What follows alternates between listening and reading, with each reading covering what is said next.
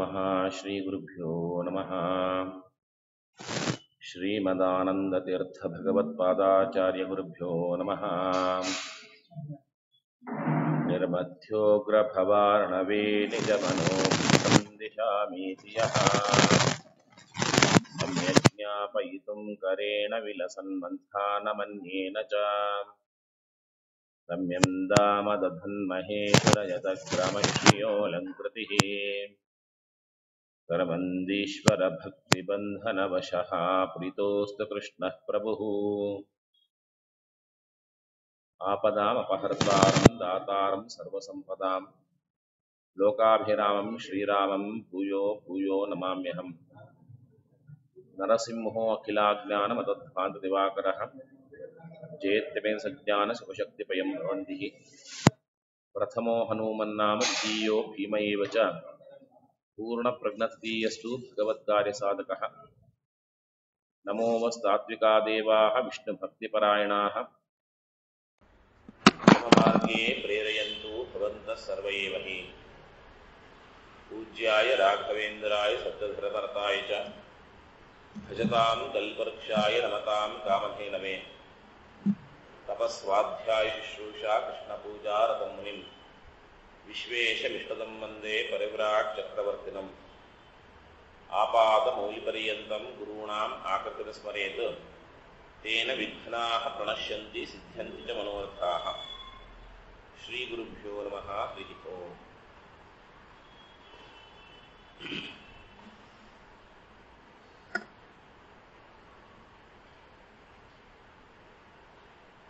ನರಸಿಂಹ ಜಯಂತಿಯ ಪ್ರಯುಕ್ತ ನರಸಿಂಹದೇವರ ಸಂಬಂಧಪಟ್ಟಂತಹ ಸುಳಾದಿಗಳನ್ನು ಅವಲೋಕನವನ್ನು ಮಾಡ್ತಾ ಇದ್ವಿ. ಹಿಂದಿನ ಪ್ರವಚನದಲ್ಲಿ ಆಗಬೇಕಾದರೆ ಪುರಂದರದಾಸರು ಅವರು ರಚನೆ ಮಾಡಿದಂತಹ ನರಸಿಂಹದೇವರ ಸುಳಾದಿಯನ್ನು ನೋಡಿದ್ವಿ. ಈಗ ಆಗಬೇಕಾದರೆ ಅಹೋಬಿಲ ನರಸಿಂಹದೇವರ ಬಗ್ಗೆ ಗೋಪಾಲದಾಸರು ರಚನೆ ಮಾಡಿರುವಂತಹ ಸುಳಾದಿ, ಬಹಳ ಅದ್ಭುತವಾದಂತಹ ಸುಳಾದಿ ಇದು. ಅದನ್ನು ಇವತ್ತಿನಿಂದ ಆರಂಭಿಸಿಕೊಂಡು ಆ ಸುಳಾದಿಯನ್ನು ನೋಡೋಣ. ಅಹೋಬಿಲ ಕ್ಷೇತ್ರ ಬಹಳ ಪ್ರಸಿದ್ಧವಾದಂತಹ ಕ್ಷೇತ್ರ. ನರಸಿಂಹದೇವರು ಅತ್ಯಂತ ಜಾಗೃತವಾಗಿರುವಂತಹ ಸ್ಥಳ. ಆ ನರಸಿಂಹದೇವರ ಮುಂದೆ ನಿಂತುಕೊಂಡು ಗೋಪಾಲದಾಸರು ತಾವಾಗಬೇಕಾದ್ರೆ ರಚನೆ ಮಾಡಿದಂತಹ ಈ ಪದ್ಯಗಳು ಸುಮಾರು ಒಂದು 7 ನುಡಿಗಳಿವೆ. 7 ನುಡಿಗಳ ಪದ್ಯ ಇದ್ದು ಅದ್ಭುತವಾಗಿ ನರಸಿಂಹದೇವರ ಬಗ್ಗೆ ಚಿತ್ರಣವನ್ನು ಮಾಡಿದ್ದಾರೆ.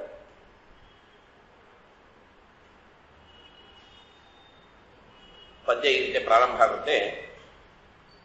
ಅನಂತನ್ನ ನೋಡಿ ಅಗಣಿತ ಗುಣಗಣನ ಅನಂತನ್ನ ಪಾಡಿ ಆಗಮಾದಿ ನೂತನ ಅನಂತನ್ನ ಬೇಡಿ ಅನಿಮಿತ್ಯ ಬಾಂಧವನ ಅನಂತನ್ನ ತಿಳಿ ಅಧಿಕಾರಾನುಸಾರ ಅಂತ ಈ ರೀತಿಯಾಗಿ ಕೇಳ್ತಾ ಇದ್ದಾರೆ.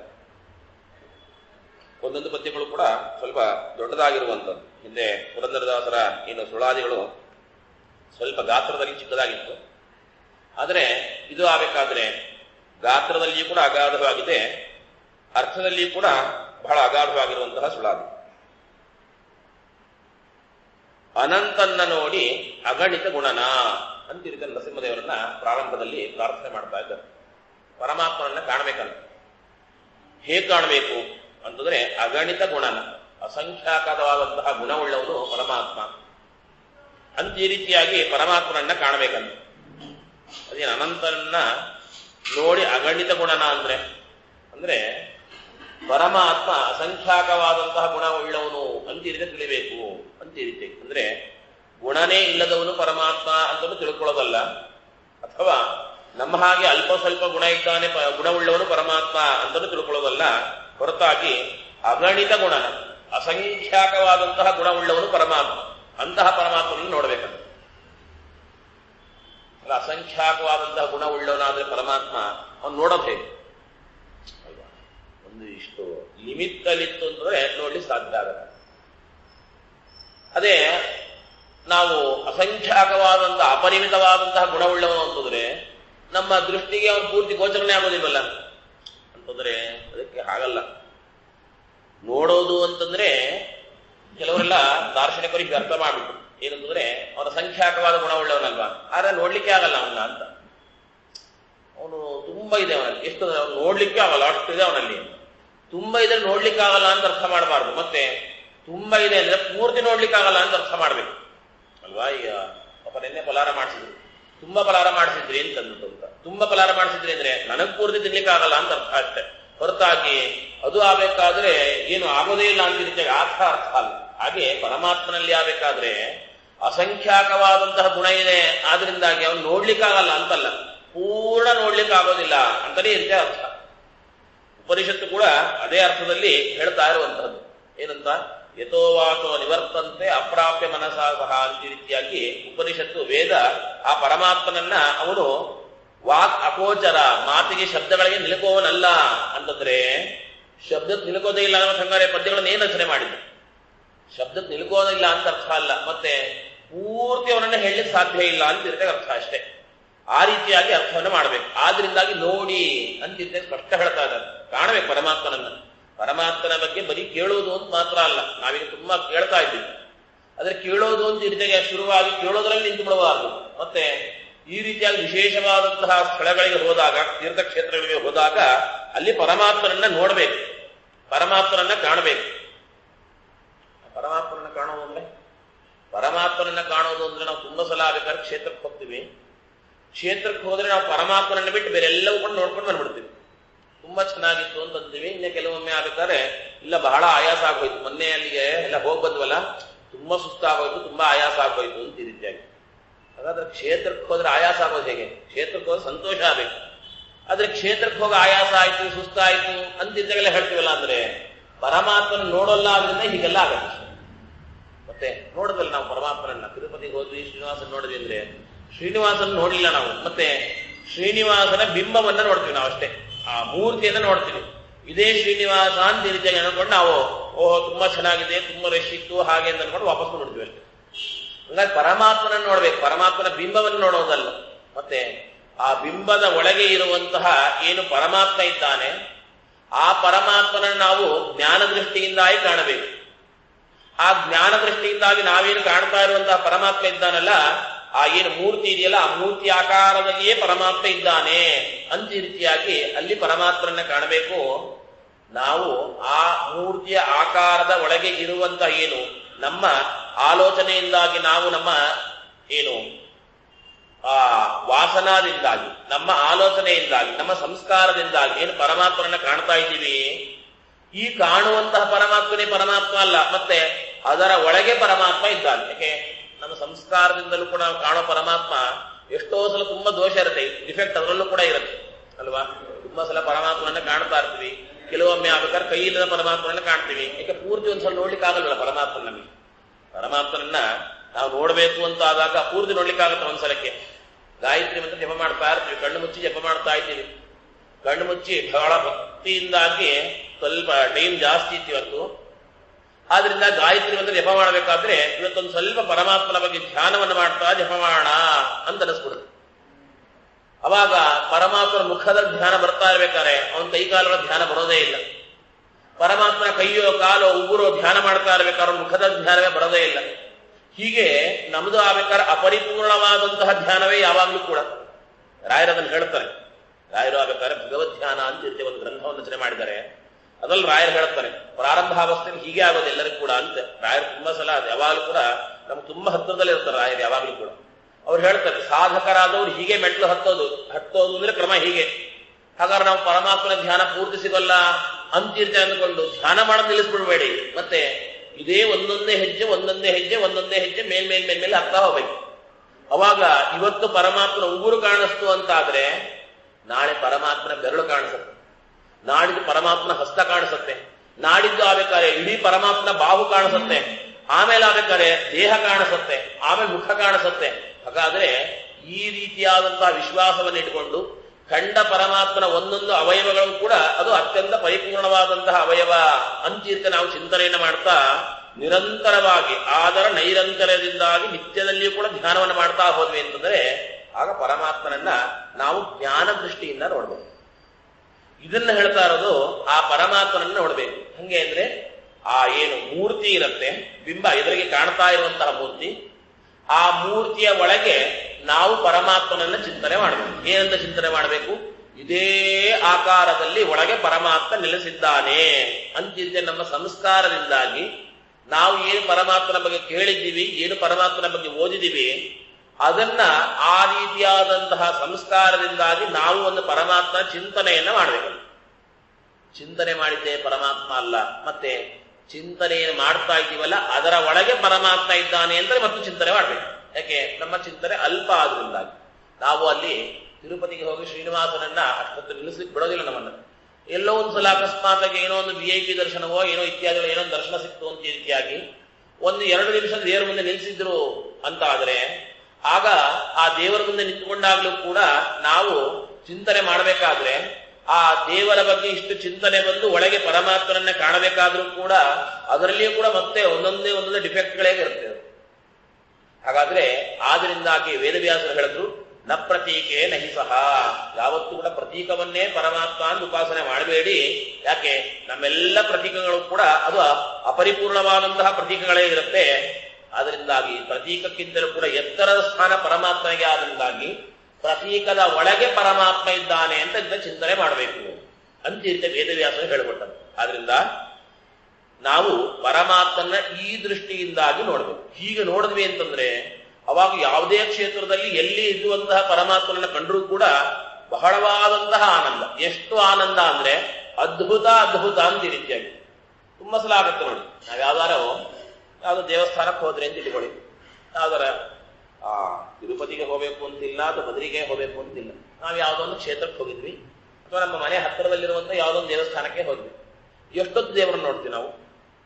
ಹಬ್ಬಬ್ಬ ಒಂದು ಅರ್ಧ ನಿಮಿಷ ನೋಡಿದ್ರೆ ಹೆಚ್ಚು, ಅಷ್ಟು ನೋಡೋದಿಲ್ಲ ಅಲ್ವಾ? ಹೋದ ತಕ್ಷಣ ಬದಲು ನಮಸ್ಕಾರ ಮಾಡ್ಬಿಡ್ತೀವಿ.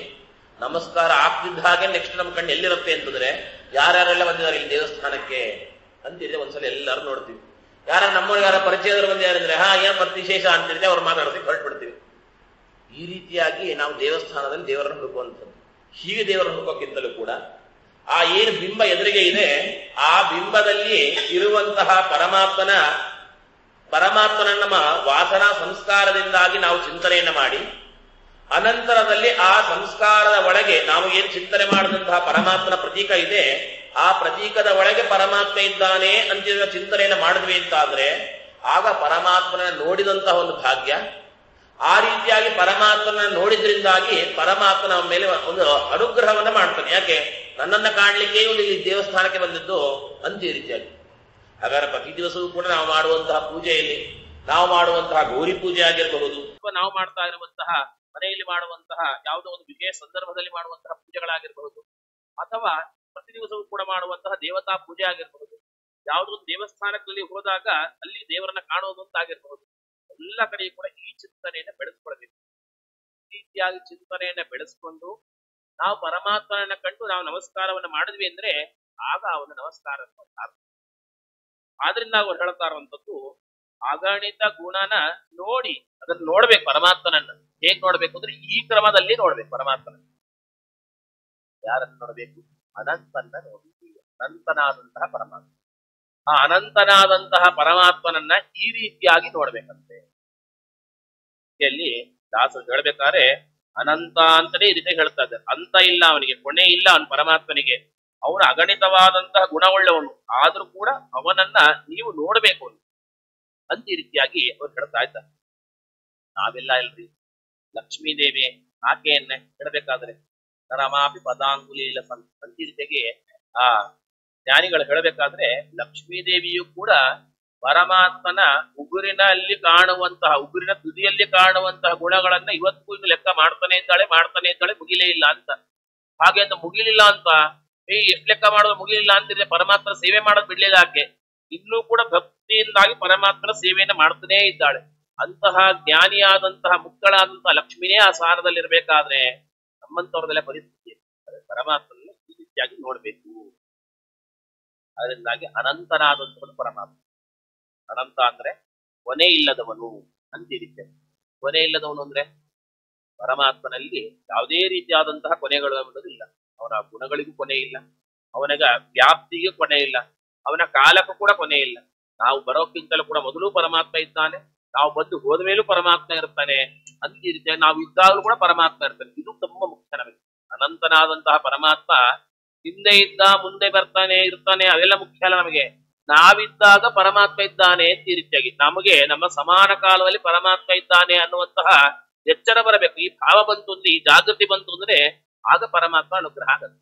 ಆದ್ರಿಂದಾಗಿ ಆ ಅನಂತನಾದಂತಹ ದೇಶತಃ ಕಾಲತಃ ಗುಣತಃ ಅನಂತನಾದಂತಹ ಯಾವ ಪರಮಾತ್ಮ ಇದ್ದಾನೆ ಆ ಪರಮಾತ್ಮನನ್ನ ಅಗಣಿತ ಗುಣನ ನೋಡಿ, ಆ ಪರಮಾತ್ಮನನ್ನ ಸುಮ್ಮನೆ ನೋಡುವಂಥದ್ದಲ್ಲ, ಹೊರತಾಗಿ ಅಸಂಖ್ಯಾಕವಾದಂತಹ ಗುಣವುಳ್ಳವನು ಈ ಪರಮಾತ್ಮ ಅಂತ ಈ ರೀತಿಯಾಗಿ ನಮ್ಮ ಸಾಮರ್ಥ್ಯ ಇರುವಷ್ಟು ಪರಮಾತ್ಮನ ನೋಡ್ಬೇಕು.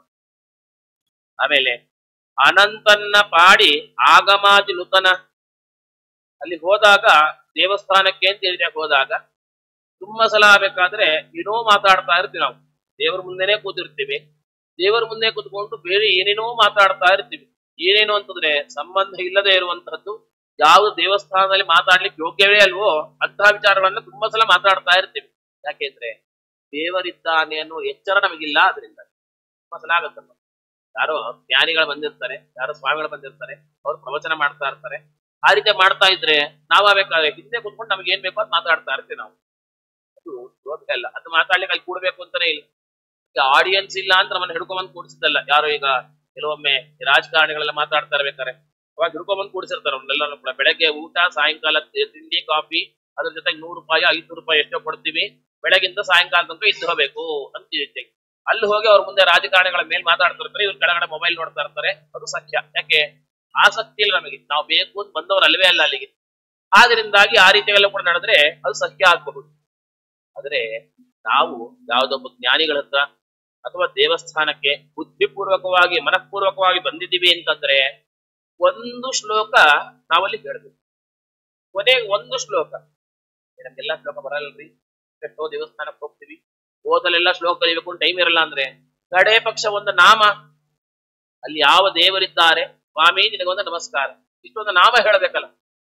ಹಾಗಾದ್ರೆ ನಾವೆಲ್ಲ ಹೇಳೋದು ದೊಡ್ಡತನ ಅಲ್ಲ, ಆಗಮಾದಿ ನೂತನ ಅಂತ ದಾಸರು ಹೇಳ್ತಾರೆ. ಅವನನ್ನ ಕೊಂಡಾಡ್ಲಿಕ್ಕೆ ನಾವ್ಯಾರು ಸಮರ್ಥರಲ್ಲ. ಆ ಪೌರುಷೇಯವಾದಂತಹ ವೇದ ಅದು ಕೊಂಡಾಡುತ್ತೆ ಪರಮಾತ್ಮನನ್ನ, ಅವನ ಸಾಮರ್ಥ್ಯ ಅಂತಹದ್ದು, ನಾವೆಲ್ಲ ಕೊಂಡಾಡೋದಲ್ಲ. ಆದ್ರಿಂದ ಅಂತಹ ಪರಮಾತ್ಮ, ಆದ್ರಿಂದಾಗಿ ಆ ಪರಮಾತ್ಮನನ್ನ ಪಾಡಿ ದಾಸರು ನಮ್ಗೆಲ್ಲರಿಗೂ ಕೂಡ ಆಜ್ಞೆಯನ್ನ ಮಾಡ್ತಾ ಇರುವಂತದ್ದು. ದೇವಸ್ಥಾನಕ್ಕೆ ಅಂತ ಹೋದ್ವಿ ಅಂತಂದ್ರೆ ಅಲ್ಲಿ ಆಗ್ಬೇಕಾದ್ರೆ ಒಂದಾದ್ರೂ ಕೂಡ ಆ ದೇವರ ನಾಮವನ್ನ ಹೇಳಲೇಬೇಕು. ತುಂಬಾ ಸಲ ಆಗ್ಬೇಕಾದ್ರೆ ದೇವರ ನಾಮ ಹೇಳಿ ನಮ್ಗೆ ತುಂಬಾ ಸಂಕೋಚ ಆಗ್ಬಿಡುತ್ತೆ. ನಾವು ದೇವರ ನಾಮ ಹೇಳ್ರಿ ಅಂತಂದ್ರೆ ದೇವರ ನಾಮನ ಅಂತ ರೀತಿಯಾಗಿ ಅಂತ ಅನಿಸ್ಬಿಡುತ್ತೆ. ಇವತ್ತಿನ ಕಾಲ ಪಾಪ ಹೆಣ್ಮಕ್ಳು ಹಾಕಲಾಗ್ತಾ ಇದಾರೆ, ದೇವರ ನಾಮ ಹೇಳ್ಬೇಕು ಅಂದ್ರೆ ದೇವರ ನಾಮ ಹಿಂಗೆ ಅದು ಅಂತ ಈ ರೀತಿಯಾಗಿ ಅಂತ. ಅಂದ್ರೆ ದೇವರ ನಾಮ ಹೇಳಬೇಕು ಅಂದ್ರೆ ಏನೋ ನಾವು ಹೇಳಬಾರ್ದು ಏನೋ ಹೇಳ್ತಾ ಇದ್ದೀವಿ ಅನ್ನುವಂತ ಭಾವ ಬಿಡುತ್ತೆ ಕೆಲವೊಮ್ಮೆ. ಆದ್ರೆ ಪರಮಾತ್ಮನನ್ನ ಭಾಗವತಾದಿಗಳಲ್ಲಿ ಪುರಾಣಗಳಲ್ಲಿ ಹೇಳುವ ಹಾಗೆ ಆ ಮೈ ಮರೆತು ಕುಣಿಬೇಕಂತ ದೇವರ ನಾಮವನ್ನು ಹೇಳ್ತಾ. ದೇವರ ನಾಮವನ್ನು ಹೇಳ್ತಾ ಇರ್ಬೇಕಾದ್ರೆ ಹುಚ್ಚರ ಹೇಗೆ ಕುಣಿತಾ ಇರ್ತಾರಲ್ಲ, ಸಣ್ಣ ಮಕ್ಕಳು ಯಾವ ರೀತಿಯಾಗಿ ತಮ್ಮ ಮೈ ಮೇಲೆ ಪ್ರಜ್ಞೆನೇ ಇಲ್ಲದ ಹಾಗೆ ಸಂತೋಷದಿಂದ ಕುಣಿತಾ ಇರ್ತಾರೆ, ಹಾಗೆ ದೇವರ ನಾಮವನ್ನು ಹೇಳ್ಕೊಂಡು ಕುಣಿತಾ ಇರ್ಬೇಕಂತ. ಆ ಅವಧೂತನ 11ನೇ ಸ್ಕಂದದಲ್ಲಿ ಎಲ್ಲೂ ಕೂಡ ಅವಧೂತನ ಚರಿತ್ರೆ ಬರಬೇಕಾದ್ರೆ ಆ ದೇವರ ನಾಮವನ್ನು ಹೇಳ್ಕೊಂಡಾರ ಕಾಡಿನಲ್ಲಿ ಒಂದು ಕೌಪೀನವೂ ಕೂಡ ಇಲ್ಲದೆ ಇರುವಂತಹ ಹಾಗೆ ಅವ್ನು ಓಡಾಡ್ಕೊಂಡಿದ್ದ ಅವನು ಅವಧೂತ. ಆ ರೀತಿಯಾಗಿ ಅವನ ಸಂತೋಷ ಕಾರಣ ಏನಂದ್ರೆ ಇದೇ ಕಾರಣ ಅಂತಂದ ಅವನು. ಏನು ಅಂದ್ರೆ ಬೇಕಾದಾಗ ಏನ್ ಬೇಕೋ ಸಿಗ್ತಾ ತಿಂತಾ ಇದೀನಿ, ಸುಖವಾಗಿದ್ದೀನಿ, ಪರಮಾತ್ಮ ಏನ್ ಕೊಟ್ಟೇನೋ ಅದ್ರಲ್ಲಿ ಜೀವನ ಮಾಡ್ತೀನಿ, ಏನ್ ಕೊಡ್ಲಿಲ್ವೋ ಅದ್ರ ಬಗ್ಗೆ ತಲೆ ಕೆಡಿಸ್ಕೊಡ್ಲಿಲ್ಲ, ಇಷ್ಟೇ ಜೀವನ ಅಂತಂದ್ರೆ. ಈ ರೀತಿಯ ಜೀವನವನ್ನ ಮಾಡ್ಕೊಂಡು ವಾಸ್ತವಿಕವಾಗಿರಬೇಕು. ಆಗ್ಬಹುದು ಇಲ್ಲ ಗೃಹಸ್ಥರಿಗೂ ಕೂಡ, ಅಥವಾ ಇವತ್ತು ನಾವೆಲ್ಲರೂ ಕೂಡ ಪಟ್ಟಣದಲ್ಲಿ ವಾಸ ಮಾಡೋರಿಗೆ ಎಲ್ಲರೂ ಕೂಡ ಈ ಜೀವನ ಮಾಡ್ಲಿಕ್ಕೆ ಆಗದೆ ಇರಬಹುದು. ಕಡೇ ಪಕ್ಷ ಒಂದು ದೇವರ ನಾಮವನ್ನು ಕೂಡ ಜೀವನದಲ್ಲಿ ಹೇಳದೇ ಇರೋ ಹಾಗೆ, ಅದು ಒಂದು ಸನ್ನಿವೇಶದಲ್ಲಿ ಕೂಡ ಹೇಳದೇ ಇರೋ ಹಾಗೆ ಈ ಹಂತಕ್ಕೆ ಬಂದ್ಬಿಡಬಾರ್ದು. ಯಾಕೆ ಇಷ್ಟೆಲ್ಲ ನಮಗೆ ಅನುಗ್ರಹವನ್ನ ಮಾಡಿದ ಪರಮಾತ್ಮನೇ ಮರ್ತ್ಬಿಡ್ತೀವಿ ನಾವು ಅಂದ್ರೆ ಅವನ ನಾಮವನ್ನು ಸಂಕೀರ್ತನೆ ಮಾಡ್ಲಿಕ್ಕೆ ತುಂಬಾ ಸಂಕೋಚ ಅಥವಾ ಅವಮಾನ ಸಂಗತಿ ಅಂತ ಅನ್ಕೋತೀವಿ ಅಂತಂದ್ರೆ ಪರಮಾತ್ಮ ಹೇಗೆ ಮುಂದೆ ಅನುಗ್ರಹ ಮಾಡ್ತಾನೆ. ಆದ್ರಿಂದಾಗಿ ದೇವರ ನಾಮವನ್ನ ಅನಂತನ್ನ ಪಾಡಿ ಆಗಮಾದಿ ನೂತನ, ಆ ಆಗಮಗಳಲ್ಲಿ ಪರಮಾತ್ಮ ನಮಗೆ ವಿಶೇಷವಾಗಿ ಸ್ತೋತ್ರವನ್ನೆಲ್ಲೂ ಕೂಡ ಮಾಡ್ತಾರೆ.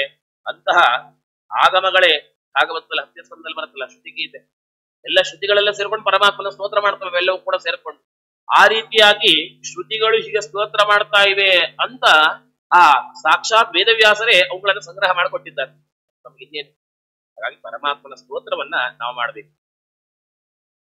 ಇನ್ನ ಏನಾರ ಬೇಕು ಅಂತಾದ್ರೆ ಜೀವನದಲ್ಲಿ ಬೇಕುಗಳು ತುಂಬಾ ಇರುತ್ತಲ್ವಾ, ಅದು ಬೇಕು ಇದು ಬೇಕು ತುಂಬಾ ಇರುತ್ತೆ, ಎಲ್ಲರಿಗೂ ಕೂಡ ಬೇಕುಗಳು ಅನ್ನೋದು ಇದ್ದೇ ಇರುತ್ತೆ. ಹಾಗಾದ್ರೆ ಬೇಡಬೇಕು ಅಂತಂದ್ರೆ ಅನಂತನ್ನ ಬೇಡಿ ಅನಿಮಿತ್ಯ ಬಾಂಧವನ.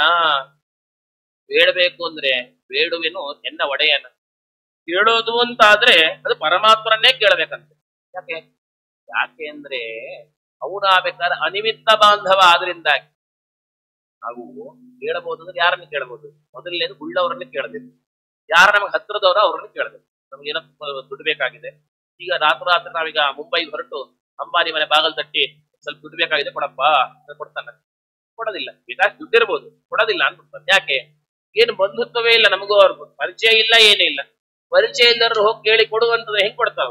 ಹಾಗಾದ್ರೆ ಕೊಡಬೇಕಾದ್ರೆ ಎರಡಿರ್ಬೇಕು. ಒಂದು ಅವರಲ್ಲಿ ಆ ವಸ್ತುಗಳಿರ್ಬೇಕು, ಎರಡನೇದು ನಮಗೂ ಅವ್ರಿಗೂ ಒಳ್ಳೆ ಸಂಬಂಧ ಇರಬೇಕು, ಬಾಂಧವ್ಯ ಇರ್ಬೇಕು. ಆ ತರ ಇದ್ರೆ ನಾವು ಒಬ್ಬರ ಹತ್ರ ಕೇಳಲಿಕ್ಕೆ ಸಾಧ್ಯ, ಕೇಳಿದ್ರು ಕೊಡ್ಲಿಕ್ಕೆ ಸಾಧ್ಯ. ಆದ್ರೆ ಸಮಸ್ಯೆ ಏನು ಅಂತಂದ್ರೆ ನಾವು ಕೇಳೋದು ಕೇಳೋದು ಕೇಳೋದು ಎಷ್ಟು ಕೇಳ್ತೀವಿ ಅಂತಂದ್ರೆ ಕೊನೆನೇ ಇಲ್ಲ, ಹಂಗೆ ಕೇಳ್ತೀವಿ. ಎಷ್ಟು ಅಂದ್ರೆ ಇವತ್ತು ಅಂಬಾನಿನೂ ಕೇಳ್ಕೊತಾ ಇದ್ದಾನೆ, ಇನ್ನು ನನಗೆ ಇನ್ನೂ ಅದು ಇಲ್ಲ, ಇನ್ನೂ ಸ್ವಲ್ಪ ಕೊಡು, ಇದು ಇಲ್ಲ ಇನ್ನೂ ಸ್ವಲ್ಪ ಕೊಡು ಅಂತ ಈ ರೀತಿಯಾಗಿ. ಹಾಗಾದ್ರೆ ಅಷ್ಟೊಂದು ಇದೆ ಅನ್ನೋ ಭಾವ ನಮಗಿದೆ, ಅಂತಹ ವ್ಯಕ್ತಿಯೇ ಕೇಳ್ತಾ ಇದ್ದಾನೆ ಇನ್ನೂ ಕೂಡ, ನನಗೆ ಇನ್ನೂ ಸ್ವಲ್ಪ ಕಡಿಮೆ ಆಯ್ತು, ಇನ್ನೂ ಸ್ವಲ್ಪ ಕೊಡು ಅಂತ ಈ ರೀತಿಯಾಗಿ. ಯಾವ್ದೋ ಶೇರ್ ಮಾರ್ಕೆಟ್ ಏನೋ ಟ್ರಂಪ್ ಏನೋ ವ್ಯತ್ಯಾಸ ಮಾಡ್ಬಿಟ್ಟ ಫಾರಿನ್ ಪಾಲಿಸಿಲಿ ಅಂತ, ಶೇರ್ಗಳು ಬಿದ್ದು ಹೋಯ್ತು. ಹಾಗಾದ್ರೆ ಅಯ್ಯೋ ಶೇರ್ ಬಿದ್ದು ಹೋಗಿದೆ, ಮುಂದಿನ ವಾರದೊಳಗೆ ಮತ್ತೆ ಜಂಪ್ ಮಾಡ್ಸಪ್ಪ ಸ್ವಾಮಿ ಅಂತಿದ್ದು ಅವರು ಕೇಳ್ಕೊತಾರೆ. ಹಾಗಾದ್ರೆ ಅವ್ರ ಪರಿಸ್ಥಿತಿಯೇ ಕೇಳೋ ಹಾಗೆ. ಆದರೆ ಜಗತ್ತಿನಲ್ಲಿ ನಮ್ಮ ಸುತ್ತಮುತ್ತ ಇರೋರು ಎಲ್ಲರೂ ಕೂಡ ಅಲ್ಪವಾದಂತಹ ಸಂಪತ್ತಿರೋರೆ. ಬಾಂಧವ್ಯ ಎಷ್ಟೋರ್ಗ ಬಾಂಧವ್ಯ ಅಂದ್ರೆ ಏನೋ ನಾವು ನೀವು ಎದುರು ಸಿಕ್ಕಾಗ ಒಂದ್ಸಲ ಹಿಂಗ್ ನಗ್ತಿದ್ವಿ ಅಂದ್ರೆ ಒಳ್ಳೆ ಬಾಂಧವ್ಯ ಇರುತ್ತೆ. ಒಂದ್ಸಲ ಹಿಂಗ್ ಎದುರಿಗೆ ಬಂದಾಗ ಹಿಂಗ್ ತಿರ್ಗಿಸ್ಕೊಂಡು ಹೋದ್ರೆ ಇನ್ನೊಂದ್ಸಲ ಬರ್ತಾರಲ್ಲ ಅವಾಗ ನಾ ಹೇಳ್ತೀನಿ. ಹಾಗಾದ್ರೆ ನಮ್ಮ ಬಾಂಧವ್ಯ ಎಲ್ಲಿವರೆಗೂ ಅಂದ್ರೆ ಮುಖವನ್ನ ನೋಡಾಗ ಒಂದು ನಗು ಇತ್ತು ಅಂದ್ರೆ ಒಳ್ಳೆ ಬಾಂಧವ್ಯ ನಡೀತಾ ಇರುತ್ತೆ. ಮುಖ ಎದುರಿಗೆ ಬಂದಾಗ ಒಂದು ಸಲ ಮುಖ ತಿರುಗಿಸ್ಕೊಂಡು ಹೋದ್ವಿ ಅಂತಂದ್ರೆ ಮನೆಯಲ್ಲಿ ಸ್ವಂತ ಗಂಡ ಹೆಂಡತಿರಾದ್ರೂ ಕೂಡ ಆ ಸಿಟ್ಟು ಕಡಿಮೆ ಆಗ್ಲಿಕ್ಕೆ ಒಂದು ವಾರ ಆಗ್ಬೇಕಾಗತ್ತೆ. ಹಾಗಾದ್ರೆ ನಾವೆಲ್ಲ ಬಂಧುಗಳು ಕೂಡ ನಿಮಿತ್ತ ಬಂಧುಗಳು, ಏನೋ ಒಂದು ನಿಮಿತ್ತ ಅಷ್ಟೇ. ಆ ನಿಮಿತ್ತ ಇರೋದಂತಲೂ ಕೂಡ ಬಂಧುತ್ವ ತುಂಬಾ ಚೆನ್ನಾಗಿರುತ್ತೆ. ನಿಮಿತ್ತ ಒಂದು ಸಲ ನಾಶ ಆಯ್ತು ಅಂದ್ರೆ ಬಂಧುತ್ವ ಹೊರಟೇ ಹೋಯ್ತು ಅಂತ. ಮತ್ತೆ ಆ ಬಂಧುತ್ವ ಬೆಳೆದ್ರೆ ಮಾತ್ರ ಬೇಕಾದ್ದು ಸಿಗತ್ತೆ, ಇಲ್ಲ ಅಂದ್ರೆ ಬೇಡದೇ ಸಿಗ್ತಾ ಇರುತ್ತೆ. ಒಂದು ಸಲ ಮುಖ ತಿರುಗಿಸ್ಕೊಂಡು ಇವತ್ತು ಸಾಯಂಕಾಲ ಬಂದಾಗ ಹೆಂಡತಿ ಕಡೆ ಮುಖ ತಿರುಗಿಸ್ಕೊಂಡು ನೀವು ಕುತ್ಕೊಂಡ್ಬಿಡಿ, ಮಾರನೇ ದಿವಸ ಒಂದು ವಾರ ಉಪ್ಪಿಟ್ಟೆ ಮಾಡ್ಬಿಡ್ತಾರೆ. ಇದು ಸಾವಿರ ಉಪ್ಪಿಟ್ಟೆ ತಿನ್ನಿ ನೋಡ ಹೆಂಗ್ ತಿಂತೀರಾ. ತರಕಾರಿ ಹಾಕಲ್ಲ, ಏನು ಹಾಕಲ್ಲ, ಉಪ್ಪು ಹಿಟ್ಟಲ್ವಾ, ಉಪ್ಪು ಜಾಸ್ತಿ ಹಾಕಿ ಹಿಟ್ಟು ಮಾಡ್ತೀವಿ, ಹೆಂಗ್ ತಿಂತೀರ ನೋಡೇ ಬೇಡ ಅಂತ. ಒಂದು ವಾರದೊಳಗೆ ಅರ್ಥ ಆಗಬೇಕು, ಓಹೋ ಇಲ್ಲ ಆದ್ರೆ ಇದು ಒಂದು ತಿಂಗಳಾಗತ್ತೆ, ಇವತ್ತೇ ನಾವು ಸರಿ ಮಾಡ್ಕೋಬೇಕು ಅಂತಿದ್ರೆ ಅರ್ಥ ಮಾಡ್ಕೊಂಡು ಸರಿ ಮಾಡ್ಕೊಂಡ್ರೆ ಸರಿ ಹೋಗುತ್ತೆ. ಇಲ್ಲ ಅಂದ್ರೆ ತಿಂಗಳಾದ್ರೂ ತಲೆ ಕೆಡಿಸ್ಕೊಳ್ಳಲ್ಲ, ಅದನ್ನೇ ಮಾಡ್ತೀವಿ ಅಂತಂತಾರೆ. ಸರ್ ಎಲ್ಲ ಬಂಧುತ್ವ ಹೇಗೆ ಅಂದ್ರೆ ಅಷ್ಟೇ ಇರೋದು ಬಂಧುತ್ವ. ಮಕ್ಕಳು ಏನು ಕೇಳ್ತಾರೋ ಕೊಡಿಸ್ಲಿಲ್ಲ ಅಂದ್ರೆ ಒಂದು ಸಲ, ಎರಡು ಸಲ, ಮೂರು ಸಲ ಸುಮ್ನೆ ಇರ್ತಾರೆ. ನಾಲ್ಕನೇ ಸಲ ಅಂತಾರೆ ನೀ ಕೊಡಿಸ್ತೀರ ಪಕ್ಕದ ಮನೆಯವ್ರು ಕೊಡಿಸ್ತಾರೆ, ನೀ ಕೊಡಿಸ್ತೀವಿ ಪಕ್ಕದ ಮನೆಯವ್ರ ಕೇಳ ಅಂತಂತಾರೆ. ಮರ್ಯಾದೆ ಹೋಗಬಾರ್ದು ಅಂತ ನಾವೇ ಕೊಡಿಸ್ಬೇಕು ಅಂತ ಅನ್ಕೋಬೇಕು. ಆದ್ರೆ ಎಲ್ಲ ಬಂಧುತ್ವವು ಕೂಡ ನಿಮಿತ್ತ ಬಂಧುತ್ವ ಜಗತ್ತಿನ. ಅನಿಮಿತ್ತ ಬಂಧುತ್ವ ಇರೋದು ಪರಮಾತ್ಮ ಹತ್ರ ಮಾತ್ರ. ಯಾಕೆ ಅಂದ್ರೆ ನಮ್ಮಿಂದ ಅವನೇನನ್ನು ಇಸ್ಕೊಳ್ಳೋದಿಲ್ಲ. ನಾವು ಕೇಳುವಾಗೆಲ್ಲೂ ಕೂಡ ಕೇಳುವ ಹಾಗೆ ಕೇಳಿದ್ರೆ ನಮ್ಗೆ ಯೋಗ್ಯತೆ ಇದ್ದು ಕೊಟ್ಟೆ ಕೊಟ್ಬಿಡ್ತಾನೆ. ಯೋಗ್ಯತೆ ಇರಬೇಕು, ಕೇಳುವ ಹಾಗೆ ಕೇಳಬೇಕು. ಇವೆರಡು ಇತ್ತು ಅಂದ್ರೆ ನಮ್ಮಿಂದ ಏನೂ ಕೂಡ ತಗೊಳ್ಳದೆ ವಾಪಸ್ ಎಲ್ಲವನ್ನು ಕೂಡ ಕೊಡ್ತಾ ಹೋಗ್ತಾನೆ. ಆದ್ರಿಂದಾಗಿ ಬೇಡೋದು ಅಂತ ಆದ್ರೆ ಅಂತಹ ಬಂಧುಗಳನ್ನ ಬೇಡಿ, ಬೇಡೋದು ಅಂತ ಆದ್ರೆ ಅಷ್ಟು ಸಂಪತ್ತಿರುವಂತಹ ಬಂಧುವನ್ನ ಬೇಡಿ. ಆದ್ರಿಂದಾಗಿ ಮೊದಲನೇದು ಅವನನ್ನ ಬಂಧುವನ್ನಾಗಿ ಮಾಡ್ಕೋಬೇಕು, ಆಮೇಲೆ ಅವನನ್ನ ಬೇಡಬೇಕು, ಬೇಕಾದಷ್ಟೇ ಕೊಡ್ತಾನೆ. ಅನಂತನ್ನ ಬೇಡಿ ಅನಿಮಿತ್ಯ ಬಾಂಧವರ. ಆದ್ರಿಂದ ಅವನು ಅನಂತ ಅಲ್ವ, ಪರಮಾತ್ಮನಲ್ಲಿ ಯಾವುದು ಕೂಡ ಕಡಿಮೆ ಅಂತ ಇಲ್ಲವೇ ಇಲ್ಲ. ಎಷ್ಟು ಬೇಕಾದ್ರೂ ಕೊಡ್ತಾನೆ. ಎಷ್ಟು ಅಂತಂದ್ರೆ ನಾವು ತುಂಬಾ ಬೇಡದ್ವಿ ಅಂತಂದ್ರೆ ಬೆಂಗಳೂರಲ್ಲಿ ಬಿಡಿಎ ಸೈಟ್ ಅಲ್ಲ, ಮೋಕ್ಷದಲ್ಲಿ ಬಿಡಿಎ ಸೈಟ್ ಕೊಡ್ತಾನೆ. ಅಷ್ಟು ಸಾಮರ್ಥ್ಯ ಪರಮಾತ್ಮನಿಗೆ. ಏನೋ ಜಾಸ್ತಿ ಅಂದ್ರೆ ಇಲ್ಲಿರೋರೆಲ್ಲ ನಾವು ಬೇಡದ್ವಿ ಅಂದ್ರೆ ಬೆಂಗಳೂರಲ್ಲಿ ಸಿಕ್ಕರು ಸಿಗ್ಬೋದಷ್ಟೇ ನಮಗೆ ಅಲ್ವಾ. CI ಸೈಟ್ಗಳೆಲ್ಲ ಬೆಂಗಳೂರಲ್ಲಿ ಸಿಕ್ಕರು ಸಿಗ್ಬೋದಷ್ಟೇ. ಆದ್ರೆ ಪರಮಾತ್ಮನ ಹತ್ರ ಮೋಕ್ಷದಲ್ಲೇ ಕೊಡ್ತೀನಿ ಅಂತ ರೀತಿಯ ಕೊಡ್ತಾನೆ. ಆದ್ರಿಂದ ಅನಂತ ಆದ್ರಿಂದಾಗಿ ಅವನ ಹತ್ರ ಬೇಡಬೇಕು. ಅನಂತನ್ನ ತಿಳಿ ಅಧಿಕಾರ ಅನುಸಾರ ಮುಖ್ಯ. ನಮಗೆ ದಾಸರು ನಮಗೆಲ್ಲರೂ ಕೂಡ ಇದೆಲ್ಲೂ ಕೂಡ ಮುಖ್ಯ ಅಲ್ಲ ಅಂತಲ್ಲ, ಇದು ನಮಗೆ ಬಹಳ ಮುಖ್ಯ. ಅನಂತನ್ನ ತಿಳಿ ಅಧಿಕಾರ ಅನುಸಾರ. ನಾವಿದೆಲ್ಲರೂ ಕೂಡ ಬೇರೆದಲ್ಲೂ ಕೂಡ ಪರಮಾತ್ಮನಲ್ಲಿ ಭಕ್ತಿ ಮಾಡ್ತೀವಿ, ನಮಗೆ ಸಾಮರ್ಥ್ಯ ಇರೋಷ್ಟು ಇತ್ಯಾದಿಗಳಲ್ಲೂ ಕೂಡ ಮಾಡ್ಕೊಂಡು ಹೋಗ್ತೀವಿ. ಆದ್ರೆ ಪರಮಾತ್ಮನ ತಿಳಿಲಿಕ್ಕೆ ಸಮಯವನ್ನು ಹಾಕಲ್ವಾಗ. ಎಲ್ಲದಕ್ಕೂ ಕೂಡ ಟೈಮ್ ಇದೆ ನಮಗೆ. ಎಷ್ಟು ಅಂದ್ರೆ ಬೋರ್ ಆಗ್ತಾ ಇದೆ ಅಂತಿದ್ರೆ ಫೇಸ್ಬುಕ್ ಇತ್ಯಾದಿಗಳಲ್ಲೂ ಕೂಡ ನೋಡ್ತೀವಿ. ಪರಮಾತ್ಮನ ಬಗ್ಗೆ ತಿಳ್ಕೊಳ್ಳಿಕ್ಕೆ ನಮಗೆ ಯಾವತ್ತೂ ಕೂಡ ಮನಸ್ಸಾಗೋದಿಲ್ಲ. ಆದ್ರೆ ದಾಸರು ಹೇಳ್ತಾರೆ ಅಧಿಕಾರಾನುಸಾರ, ಏನೇನಲ್ಲೂ ಕೂಡ ಅಧಿಕಾರ ಇದೆ. ಎಷ್ಟೆಷ್ಟಲ್ಲೂ ಕೂಡ ಸ್ವವಿಹಿತ ಸ್ವವಿಹಿತ ವೃತ್ಯ ಭಕ್ತ್ಯ ಭಗವದಾರಾಧನೆಯೇ ಪರಮೋ ಧರ್ಮ. ಪರಮಾತ್ಮನ ಆರಾಧನೆಯೇ ಅತ್ಯಂತ ಉತ್ತಮವಾದ ಧರ್ಮ. ಹೇಗೆ ಆರಾಧನೆ ಮಾಡಬೇಕು? ನಮಗೆ ಹೇಳಿದಂತಹ ದಾರಿಯಲ್ಲಿ, ಆ ದಾರಿಯಲ್ಲಿ ಹೇಳಿದಂತ ರೀತಿಯಲ್ಲಿ ಭಕ್ತಿಯಿಂದಾಗಿ ಪರಮಾತ್ಮನ ಪೂಜೆ ಇವೆಲ್ಲವೂ ಕೂಡ ಅಂತಿರ್ಗ ಏನು ಮಾಡಿದ್ರು ಕೂಡ ಅವೆಲ್ಲವೂ ಕೂಡ ಪರಮಾತ್ಮನ ಪೂಜೆ ಅನ್ನೋ ಅನುಸಂಧಾನದಲ್ಲಿ ಮಾಡಿದ್ವಿ ಅಂತಂದ್ರೆ ಅವೆಲ್ಲವನ್ನು ಕೂಡ ಪರಮಾತ್ಮ ಸ್ವೀಕಾರ ಮಾಡ್ತಾರೆ.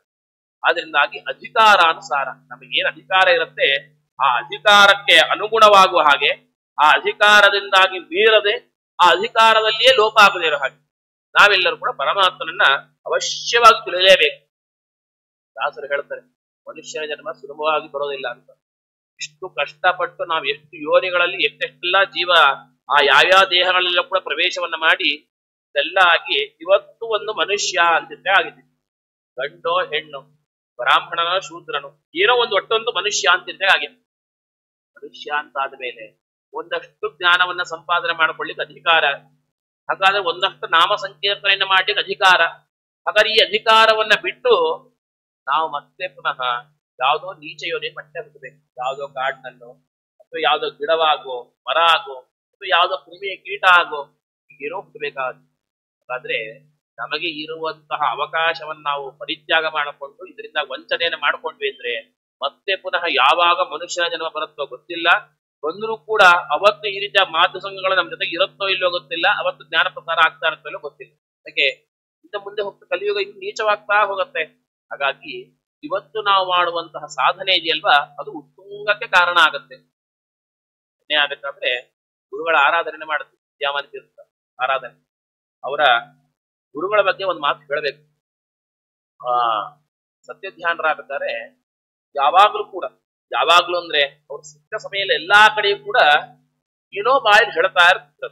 ಬಾಯಿಲಿ ಏನೋ ಅಂತಿರಿದ ಬಾಯಿ ತುಟಿ ಅಳ್ಳಾಡ್ತಾನೆ ಇರ್ತಿತ್ತು ಯಾವಾಗ್ಲೂ ಕೂಡ. ಸಾಮಾನ್ಯ ಸನ್ಯಾಸಿಗಳು ಹಾಗಿದ್ದೇ ಇರ್ತಾರೆ. ಆದ್ರೆ ಸತ್ಯಧ್ಯಾನರು ಅದರಲ್ಲಿ ವಿಶೇಷವಾಗಿದ್ರು.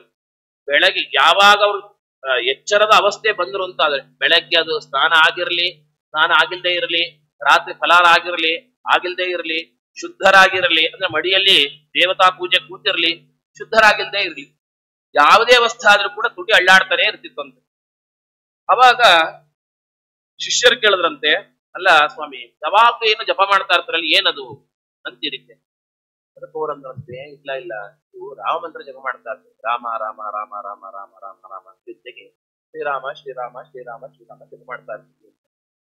ಅವಾಗ ಶಿಷ್ಯರು ಕೇಳಿದ್ರಂತೆ, ಅಲ್ಲ ಸ್ವಾಮಿ ಅದೇ ಶ್ರೀರಾಮಂತ್ರ ಜಪ ಏನ್ ವಿಶೇಷ? ನೀವು ಸನ್ಯಾಸಿಗಳು ಹೇಳಿ ಕೇಳಿದ್ರಿ, ನಿಮಗಾಗಬೇಕಾದ್ರೆ 72 ಮಂತ್ರಗಳು ಕೂಡ ನಿಮಗೆ ಉಪದೇಶ ಇರುತ್ತೆ. ಮತ್ತೆ ಇನ್ನ ಸಮಸ್ತ ವೇದಗಳು ಜ್ಞಾನ ಭಂಡಾರ ಬೇಕಾದಷ್ಟಿದೆ.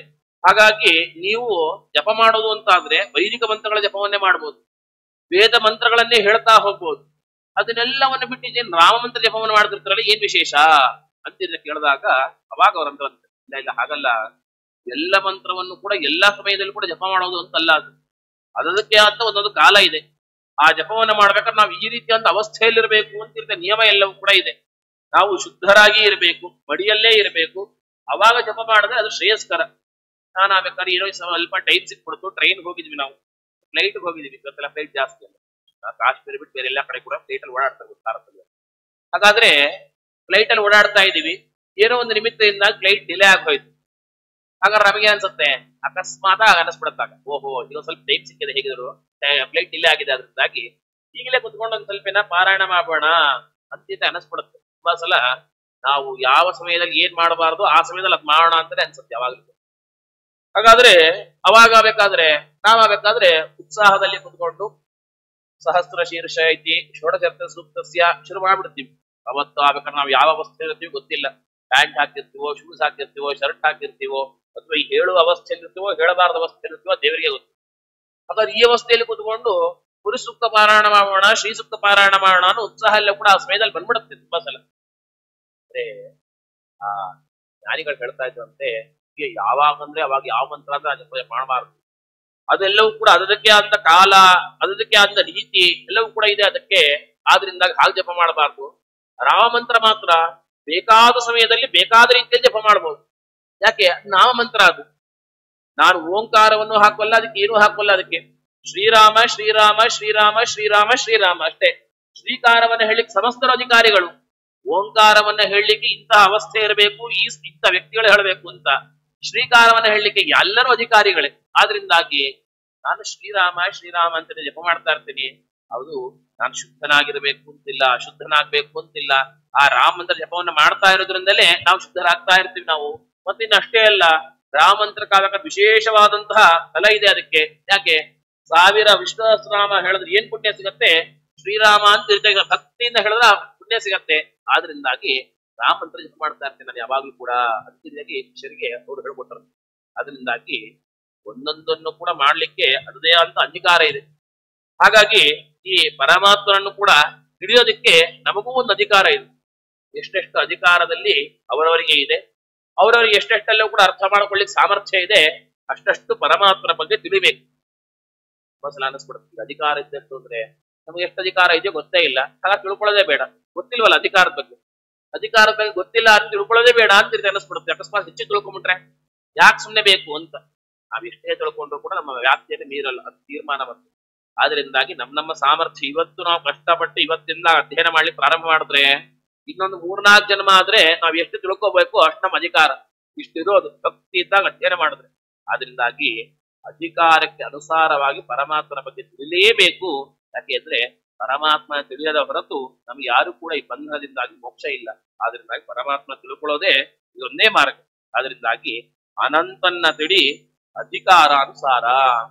ಪರಮಾತ್ಮ ಅನಂತ, ಅವನ್ ಹೆಂಗ್ ತಿಳ್ಕೊಳ್ಳಿಕ್ ಸಾಧ್ಯ ಅಂದ್ರೆ ಅಧಿಕಾರಾನುಸಾರ. ಅವನೆಷ್ಟು ಅಂತ ಸಾಮರ್ಥ್ಯ ಅಲ್ಲ, ನಿನಗೆಷ್ಟು ಸಾಮರ್ಥ್ಯ ಅಂತ ಇರುತ್ತೆ. ಕರೆಂಟ್ ಬರ್ತಾ ಇರತ್ತೆ ಅಲ್ವಾ, ಕರೆಂಟು ಬರ್ತಾ ಇರತ್ತೆ. ಅಲ್ಲಿ ಆಗ್ಬೇಕಾದ್ರೆ ಅದು ಎಷ್ಟೋ ಸಾಮರ್ಥ್ಯ ಕರೆಂಟ್ ಅಲ್ಲಿ ಉತ್ಪಾದನೆ ಆಗಿರುತ್ತೆ. ಅದ್ರ ಬಗ್ಗೆ ಬಲ್ಬ್ ಯೋಚನೆ ಮಾಡಿ ಅಯ್ಯೋ ನನಗೆ ಸಾಮರ್ಥ್ಯ ಇಲ್ಲ ಅಷ್ಟೊಂದು ಕರೆಂಟು, ಅದ್ರ ಬಗ್ಗೆ ಯೋಚನೆ ಮಾಡ್ಲಿಕ್ಕೆ ಹೋಗ್ಬೇಡಿ. ಎಷ್ಟು ಸಾಮರ್ಥ್ಯ ಇದೆ ಅಲ್ವಾ ಅಷ್ಟು ಕರೆಂಟ್ ಅನ್ನು ನೀವು ಬಳಸ್ಕೋ, ಪ್ರಕಾಶವನ್ನ ಬೀರ್ತಾ ಹೋಗಿ. ಬಲ್ಬ್ ಇಂದ ಅಷ್ಟೇ ಕೆಲಸ, ಏನು ಪ್ರಕಾಶವನ್ನ ಬೀರೋದು ಅದ್ರ ಕೆಲಸ. ಎಷ್ಟು ಕರೆಂಟ್ ಬೇಕು ಅಷ್ಟೇ ಕರೆಂಟ್ ಬಳಸ್ಕೋಬೇಕು, ಅಷ್ಟು ಪ್ರಕಾಶವನ್ನ ಬೀರ್ಬೇಕಷ್ಟೇ. ಆದ್ರಿಂದಾಗಿ ನಾವೆಲ್ಲರೂ ಕೂಡ ಬಲ್ಬ್ಗಳಿದ್ದ ಹಾಗೆ ನಮ್ಮ ಸಾಮರ್ಥ್ಯ ಎಷ್ಟಿದೆ ಅಷ್ಟು ಪರಮಾತ್ಮನ ಬಗ್ಗೆ ತಿಳ್ಕೊಳ್ಬೇಕು, ಅಷ್ಟು ಪರಮಾತ್ಮನ ಬಗ್ಗೆ ಪ್ರಕಾಶಗೊಳಿಸ್ತಾ ಹೋಗ್ಬೇಕು. 4 ಜನಕ್ಕೆ ಪರಮಾತ್ಮನ ಬಗ್ಗೆ ಹೇಳಬೇಕು. ಅವಾಗ ತಿಳಿದಿದ್ದು ಇನ್ನು ಗಟ್ಟಿ ಆಗತ್ತೆ. ಹೇಳೋದು ಯಾಕೆ ಅಂದ್ರೆ ನಾನ್ ತುಂಬಾ ಓದೇನೆ ಅಂತಲ್ಲ, ಒಂದು 4 ಜನದ ಮುಂದೆ ನಮ್ಮ ಅಹಂಕಾರವನ್ನು ಪ್ರದರ್ಶನ ಮಾಡೋದು ಅಂತಲ್ಲ. ಮತ್ತೆ ತಿಳಿದೇ ಇರೋರಿಗೆ ತಿಳಿಸ್ಲಿಕ್ಕೋಸ್ಕರವಾಗಿ, ಅದಕ್ಕೂ ಹೆಚ್ಚು ಅಂತಂದ್ರೆ ನಮಗೆ ತಿಳಿದ ವಿಚಾರ ಅದು ದೃಢವಾಗ್ಲಿಕ್ಕೋಸ್ಕರವಾಗಿ ನಾವೇನು ಪರಮಾತ್ಮನ ಬಗ್ಗೆ ತಿಳ್ಕೊಂಡಿದೀವಿ ಅದು 4 ಜನಕ್ಕೆ ಹೇಳೋ ಮುಖಾಂತರವಾಗಿ ಅದು ನಮಗೆ ಇನ್ನೂ ವಿಶೇಷವಾಗಿ ಧಾರಣೆ ಎಂಬುದು ಉಂಟಾಗತ್ತೆ, ಗಟ್ಟಿ ಆಗತ್ತೆ. ಅದಕ್ಕೋಸ್ಕರವಾಗಿ ಪರಮಾತ್ಮನ ಬಗ್ಗೆ ತಿಳಿಬೇಕು, ತಿಳಿಸ್ಬೇಕು. ಇದು ಆಗ್ಬೇಕಾದ್ರೆ ಬಹಳ ವಿಶೇಷವಾದಂತಹ ಕೆಲಸ. ಇದೆಲ್ಲ ಮಾಡಿದ್ರೆ ಪರಮಾತ್ಮ ಬಗ್ಗೆ ತಿಳ್ಕೊಂಡೆ ಅಧಿಕಾರಾನುಸಾರ. ತಿಳ್ಕೊಂಡ್ರೆ ಏನ್ಸಲ್ಲ ಅಂದ್ರೆ ಹೇಳ್ತಾ ಇದ್ದಾರೆ, ಅನಂತ ಜನರ ಪೊರೆವ ಅನಂತ ರೂಪನಾಗಿ. ಪರಮಾತ್ಮನ ಬಗ್ಗೆ ನಾವು ತಿಳ್ಕೊಳ್ಳಿಕ್ ಪ್ರಾರಂಭ ಮಾಡಿದ್ವಿ ಅಂದ್ರೆ ಯೋಚನೆ ಮಾಡ್ಲಿಕ್ ಬೇಡ. ಪರಮಾತ್ಮ ನಮ್ಮನ್ನ ರಕ್ಷಣೆ ಮಾಡ್ತಾನೋ ಇಲ್ವೋ ಅಂತ ಯೋಚನೆ ಮಾಡೋದೇ ಬೇಡ. ನನ್ನ ಜ್ಞಾನಿಗಳ ಬಗ್ಗೆ ಆರಾಧನೆ ಸಂದರ್ಭದಲ್ಲಿ ನೋಡಿದೀವಿ. ಅವರನ್ನ ಹೆಜ್ಜೆ ಹೆಜ್ಜೆಗೂ ಯಾವ ರೀತಿಯ ಪರಮಾತ್ಮ ತನ್ನ ಕಣ್ಣ ರೆಪ್ಪಿನ ಹಾಗೆ ಕಾದಿದೆ ನಾವು. ಹಾಗೆ ಪರಮಾತ್ಮನ ಬಗ್ಗೆ ನಾವು ತಿಳ್ಕೊಳ್ಳಿಕ್ಕೆ ಸಂಕಲ್ಪ ಮಾಡಿದ್ರೆ ಸಾಕು, ತಿಳ್ಕೊಳ್ಳೋದು ಬೇಡ.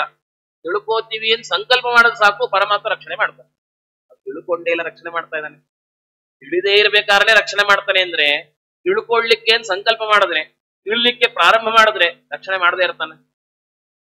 ಪರಮಾತ್ಮ ಇಲ್ಲಿ ಒಬ್ಬನಿದ್ದಾನೆ, ನಾವು ಇಷ್ಟೊಂದು ಜನ ಇದ್ದೀವಿ, ರಕ್ಷಣೆ ಮಾಡ್ತಾನ ಅಂದ್ರೆ ಇದಕ್ಕೆ ಅವನ ಅನಂತ ರೂಪವನ್ನು ಧಾರಣೆ ಮಾಡ್ತಾನೆ ಪರಮಾತ್ಮ.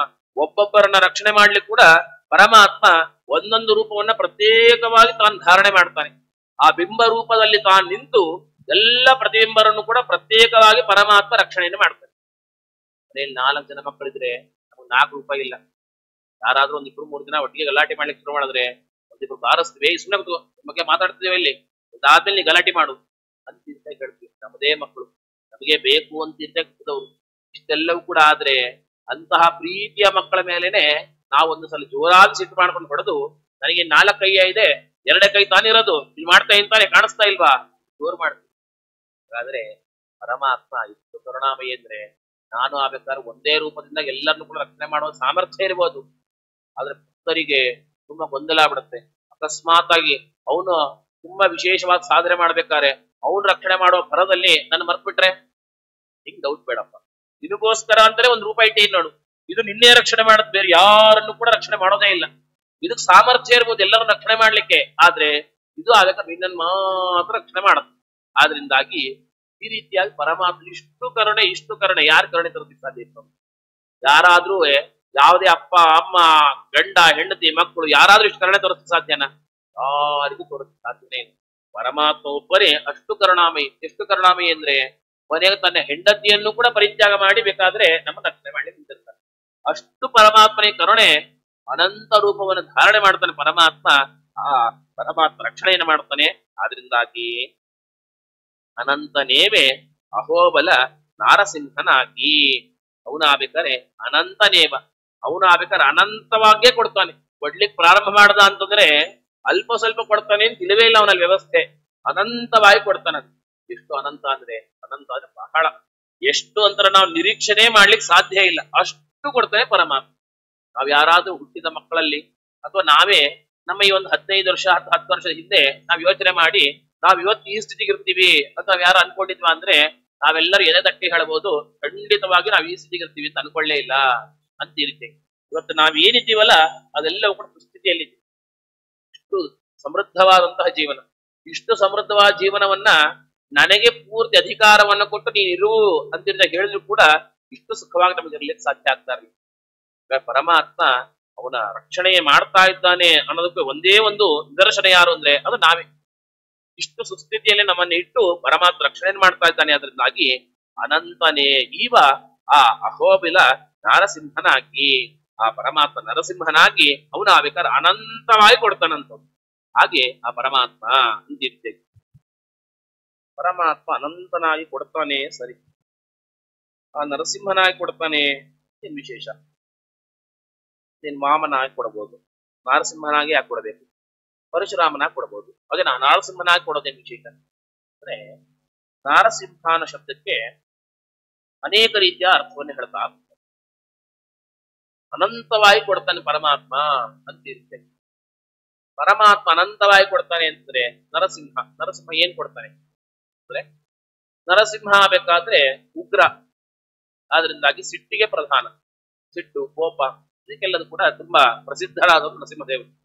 ಆದ್ರಿಂದಾಗಿ ಏನ್ ಮಾಡ್ಬೋದು, ನಾವು ತುಂಬಾ ಪರಮಾತ್ಮನ ಪ್ರಾರ್ಥನೆ ಮಾಡಿದ್ರೆ ನಮ್ಮ ವೈರಿಗಳನ್ನೆಲ್ಲವನ್ನು ಕೂಡ ನಾಶ ಮಾಡ್ಬಿಡ್ತಾನೆ ಪರಮಾತ್ಮ. ಇದು ನರಸಿಂಹದೇವರ ಉಪಾಸನೆ ಮಾಡೋದ್ರೆ ದೊಡ್ಡದಾದ ಫಲ ಅಂತ ನಾವು ಅನ್ಕೋತೀವಿ. ಅದು ದೊಡ್ಡ ಫಲ ಅಲ್ಲ. ಏನು ಯಾರು ಬೇಕಾರ ಮಾಡ್ತಾನೆ. ನಮ್ಗೆ ಶತ್ರುಗಳೇ ಇಲ್ಲಪ್ಪ, ನಮ್ಮನ್ನೇನ್ ನಾಶ ಮಾಡ್ತಾನ? ನಮ್ಮ ಶತ್ರುಗಳೇ ಯಾರ ಇದ್ರೆ ನರಸಿಂಹದೇವರು ಅವ್ರು ನಾಶ ಮಾಡಬಹುದು.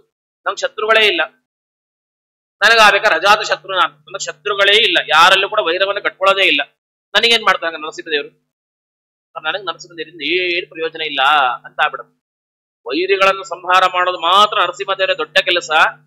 ಬೇರೆಯವ್ರನ್ನ ಏನು ಅನುಗ್ರಹವನ್ನು ಮಾಡುವಂತ ನರಸಿಂಹದೇವರು ಸಾಮರ್ಥ್ಯ ಇಲ್ಲ ಅಂದ್ರೆ ನಮ್ಮಂತವ್ರಿಗೋಸ್ಕರವಾಗಿ ಆಚಾರ ಮಂಗಳಾಚರಣೆ ಮಾಡ್ತಾರೆ. ಏನಂತ? ನರಸಿಂಹೋ ಅಖಿಲಾಜ್ಞಾನ ಮತದ್ಭಾಂತ ದಿವಾಕರ ಜಯತಿ ಅಮಿತ ಸಜ್ಞಾನ ಸುಶಕ್ತಿ ಪಯೋನಿತಿ. ಪರಮಾತ್ಮ ಬೇಕಾದ್ರೆ ಅವನು ನರಸಿಂಹೋ ಅಖಿಲ ಅಜ್ಞಾನ ಮತದ್ಭಾಂತ ದಿವಾಕರ. ನರಸಿಂಹದೇವರ ಉಪಾಸನೆಯನ್ನ ಮಾಡಿ ಏನ್ ಫಲ? ಅಜ್ಞಾನ ಪರಿಹಾರ ಆಗುತ್ತೆ. ನರಸಿಂಹದೇವರ ಉಪಾಸನೆಯಿಂದಾಗಿ ಬಹಳ ದೊಡ್ಡ ಫಲ ಏನು ಅಂತಂದ್ರೆ ನಾವು ಸುಮ್ಮಾ ಸಲ ಅನ್ಕೋತಾ ಇರ್ತೀವಿ ವೈರಿನಾಶ ಅಂತ. ವೈರಿನಾಶ ಹೌದು. ಯಾವ ವೈರಿ? ಇಲ್ಲಿ ಕಾಣುವಂತ ಹೊರಗಿರುವಂತಹ ಯಾರೋ ನಮ್ಮ ಅಕ್ಕಪಕ್ಕದ ಮನೆಯವರು, ಮೇಲೆ ಕೆಳಗಿನ ಮನೆಯವರು, ಕೆಲವೊಮ್ಮೆ ನಮ್ಮ ಮನೆಯಲ್ಲೇ ಇರೋರು, ಇವ್ರು ಯಾರು ವೈರಿಗಳಲ್ಲ. ಮತ್ತೆ ಅಜ್ಞಾನ ದೊಡ್ಡ ಶತ್ರು. ಅಜ್ಞಾನ ಇದೆಯಲ್ವಾ, ಇದೇ ಶತ್ರು ನಮಗೆ. ಈ ಅಜ್ಞಾನದಿಂದಲೇ ನಾವು ತುಂಬಾ ಸಲ ಎಲ್ಲರೂ ವೈರಿಗಳಾಗಿ ಕಾಣ್ತಾ ಹೋಗ್ತಾರೆ. ಅವ್ರು ಮನುಷ್ಯರಷ್ಟೇ. ನಮಗ್ ವೈರಿಗಳಾದ್ರು ಜಗತ್ಗೆಲ್ಲ ವೈರಿನವರು ಹಾಗೇನಿಲ್ಲ. ಮತ್ತೆ ನನಗ್ ವೈರಿ, ಮತ್ತೊಬ್ರು ಯಾರಿಗೊಬ್ರು ತುಂಬಾ ಸ್ನೇಹಿತರು. ಹಾಗಾದ್ರೆ ಅವರಲ್ಲಿ ತುಂಬಾ ದುರ್ಗುಣ ಇತ್ತು ಅಂತ ಆದ್ರೆ ಹಾಗಾದ್ರೆ ಅವ್ರು ಎಲ್ಲರಿಗೂ ಕೂಡ ವೈರಿ ಆಗ್ಬೇಕಿತ್ತು. ಆದ್ರೆ ಅವ್ರು ಎಲ್ಲರಿಗೂ ಕೂಡ ವೈರಿ ಆಗ್ತಾ ಇಲ್ಲ, ನನಗ್ ಮಾತ್ರ ವೈರಿ ಅಂತಂದ್ರೆ ನನ್ನ ಅಜ್ಞಾನ, ನನ್ನಲ್ಲಿರುವ ಅಜ್ಞಾನದ ನಿಮಿತ್ತದಿಂದಾಗಿ ಅವರು ವೈರಿಗಳಾಗ್ತಾ ಇದ್ದಾರೆ. ಹಾಗಾದ್ರೆ ದೊಡ್ಡ ಶತ್ರು ಯಾವುದು ಅಂದ್ರೆ ಅಜ್ಞಾನ. ಆ ಅಜ್ಞಾನದ ನಿಮಿತ್ತದಿಂದಾಗಿ ನಮಗೆ ಎಲ್ಲ ರೀತಿಯ ಒಂದು ಅವ್ಯವಸ್ಥೆ ಆಗತ್ತೆ, ಅದನ್ನ ಪರಿಹಾರ ಮಾಡುವವರು ನರಸಿಂಹದೇವರು. ಮತ್ತೆ ನರಸಿಂಹ ಅನ್ನೋ ಶಬ್ದ ಅದು ಆ ಅರ್ಥವನ್ನು ತಿಳಿಸುತ್ತೆ. ಯಾಕೆ ಅಂದ್ರೆ ಆ ನರ ಅಂತಂದ್ರೆ ಮನುಷ್ಯರ ಸಂಬಂಧಿ ಆದ್ದು ನಾರ ಯಾವುದು? ಅಜ್ಞಾನ. ನಾವು ಮಾತ್ರ ಅಜ್ಞಾನ ಅಲ್ವಾ, ಬೇರೆ ಯಾರು ಕೂಡ ಅಜ್ಞಾನ ಎಂಬುದಿಲ್ಲ.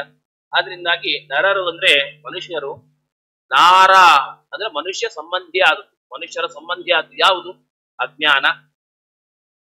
ಆ ಮನುಷ್ಯರ ಸಂಬಂಧವಾದಂತಹ ಯಾವ ಅಜ್ಞಾನ ಇದೆಯಲ್ವಾ ಅದನ್ನ ಸಿಂಹ ಅಂದ್ರೆ ಅರ್ಥ ಏನಂದ್ರೆ ಹಿನಸ್ತಿ ಅಂದ್ರೆ ಹಣ ಹಿಂಸಾಗತ್ಯೋ ಅದನ್ನ ನಾಶ ಮಾಡ್ತಾನಂತ. ಆದ್ರಿಂದ ಒಂದು ನರಸಿಂಹ ಅಂತ. ತುಂಬಾ ಸಲ ನಾವು ನರಸಿಂಹ ದೇವರನ್ನ ಉಪಾಸನೆ ಮಾಡ್ಬೇಕಾದ್ರೆ ಈ ಉಪಾಸನೆಯನ್ನ ಬೆಳೆಸ್ಕೊಳ್ಬೇಕು. ಶತ್ರುಗಳ ನಾಶ ಆಗ್ತಾರೆ. ಶತ್ರು ಯಾರು? ಅವ್ರ ಬಗ್ಗೆ ಒಂದು ಪರಿಚಯ ಆಗ್ಬೇಕಲ್ಲ.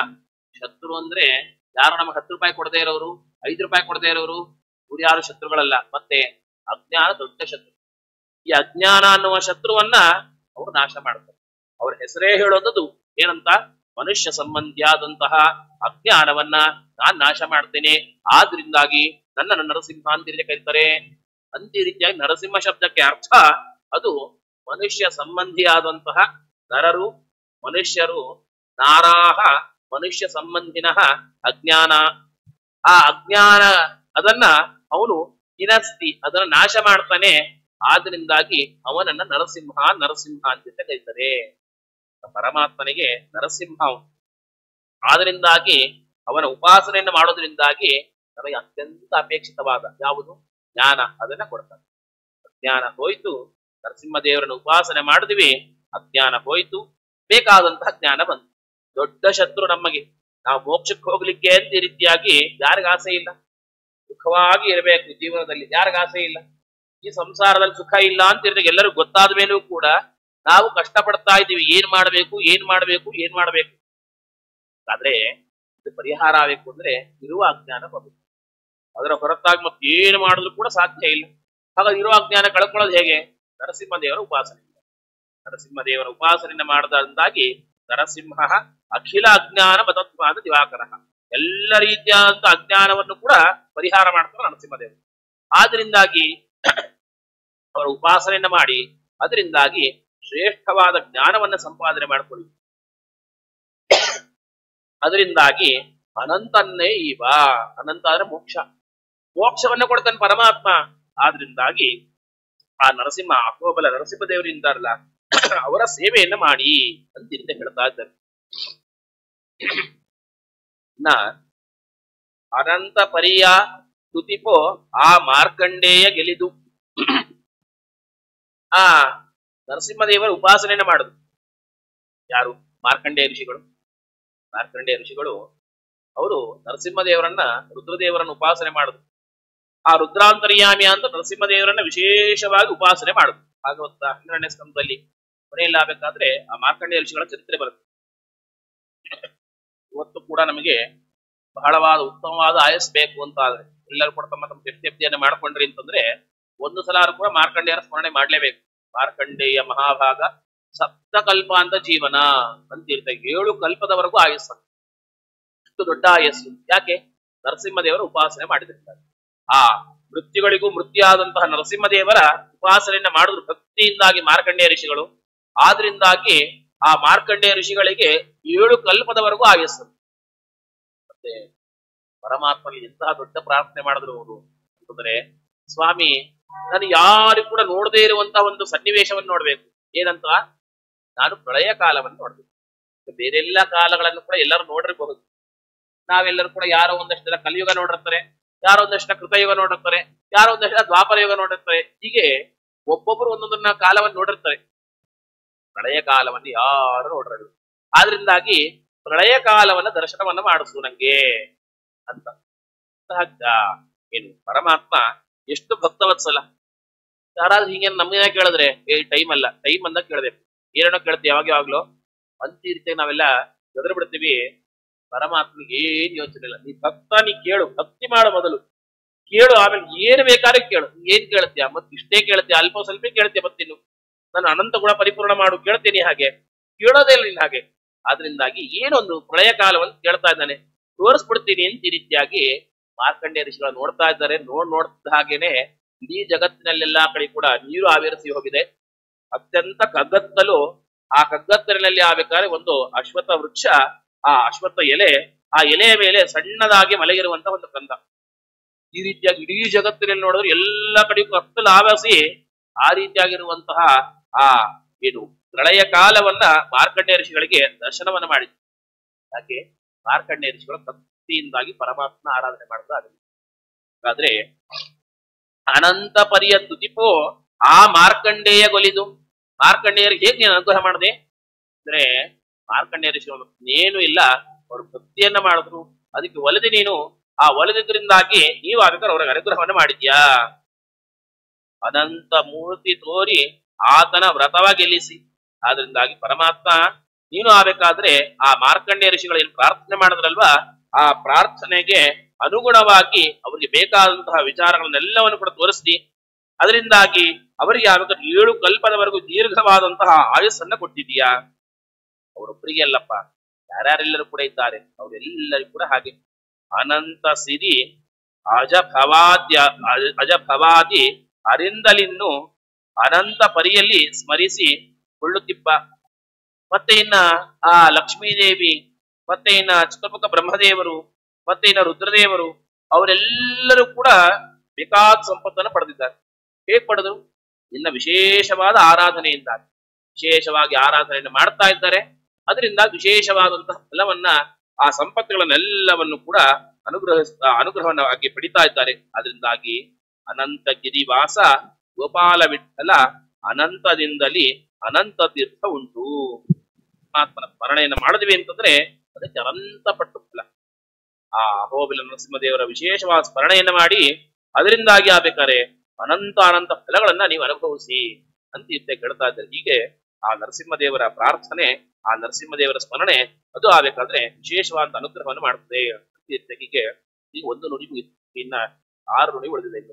ಅದರಿಂದಾಗಿ ಹೀಗೆ ಆ ಗೋಪಾಲದಾಸರು ವಿಶೇಷವಾಗಿ ನರಸಿಂಹದೇವರನ್ನ ಸ್ಮರಣೆಯನ್ನು ಮಾಡ್ತಿದ್ದಾರೆ. ಇನ್ನು ಮುಂದೆ ಇನ್ನು ನುಡಿಗಳು ಬಾಕಿ ಇದೆ, ಅದು ನಾಳೆ ಸೇರಿದಾಗ ನೋಡೋಣ ಅಂತ ಹೇಳ್ತಾ ಆ ಗೋಪಾಲದಾಸರು ಅಂತರ್ಗತ ಪ್ರಾಣಾಂತರ್ಗತ ನರಸಿಂಹದೇವರಲ್ಲಿ ಅರ್ಪಣೆಯನ್ನು ಮಾಡ್ತೀವಿ. ಅರ್ಪಣ ಕಾಯೇನ ವಾಚಾ ಮನಸಾ ಇಂದ್ರಿಯರ್ವಾ ಬುದ್ಧ್ಯಾ ಆತ್ಮನಾ ವಾ ಸ್ವಭಾವಾ ಕರೋಮಿ ಯದ್ಯತ್ ಸಕಲಂ ಪರಸ್ಮೈ ಶ್ರೀಮನ್ನಾರಾಯಣಾಯ ಸಮರ್ಪಯಾಮಿ. ಅರ್ಪಣಮಸ್ತು.